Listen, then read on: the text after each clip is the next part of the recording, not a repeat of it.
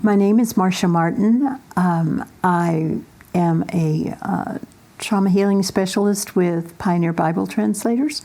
I have been in ministry in various roles my whole adult life.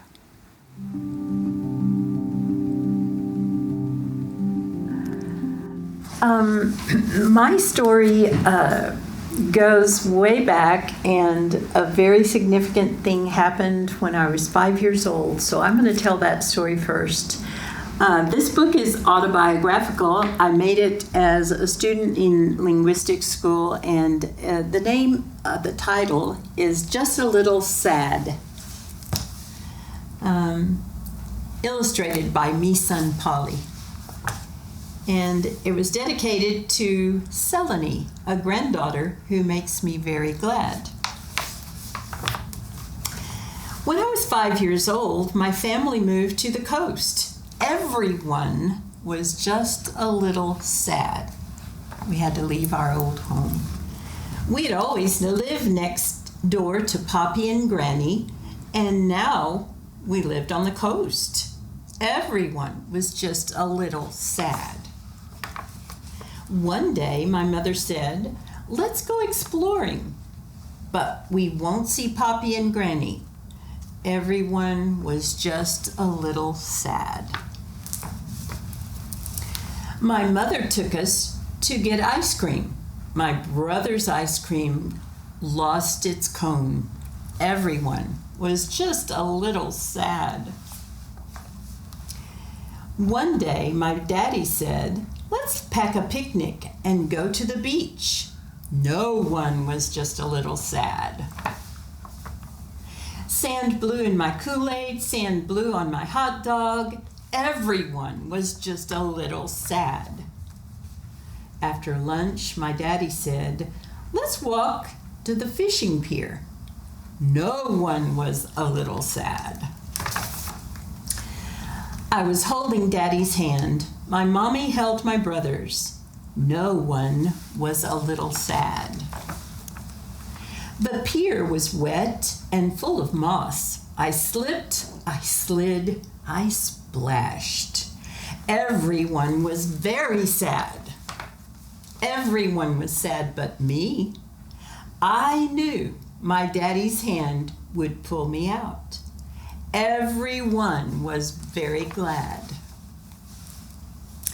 That story just kept repeating throughout my life because as I look back, I think there were a lot of days when I could say I was a little sad, and there were some wonderful days when I could say I was very glad, and I always knew that whatever happened, God would pull me out. As I was growing up, I remember my mother and father would invite missionaries to our home, listening to them tell their stories of all the places they'd been, people they'd met, why they were missionaries, what they were doing, what their life was dedicated to. It just really made me want that for my life. So I remember actually at age 7 being in a room by myself just practicing preaching.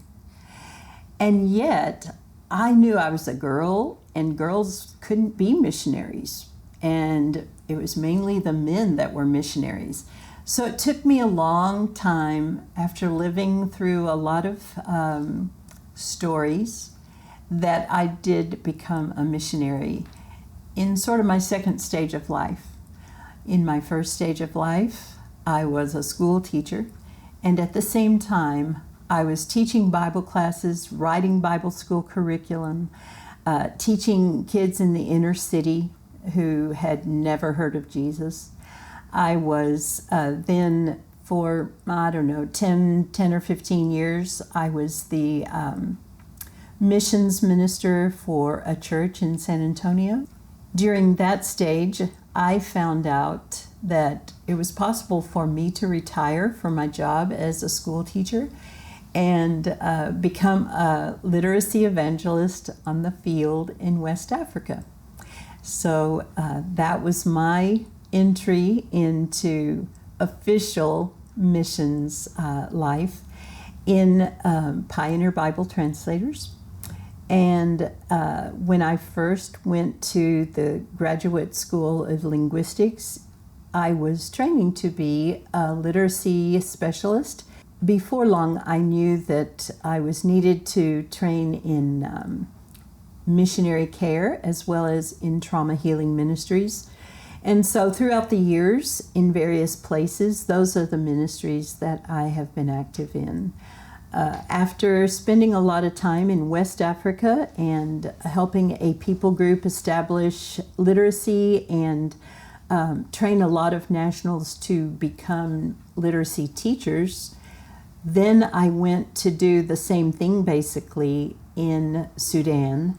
It was still a single country, and I stayed there after it became two countries. I lived in South Sudan.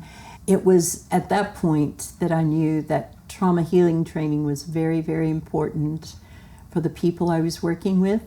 And I was able to do a lot of trauma healing actually in Uganda, and was seconded to another mission agency, and was able to really help with some people who had been involved in tribal conflict, which had resulted in hundreds of people being killed. And those people were interested in reconciliation, and so we brought their community together through trauma healing. That is a very short summary of my story.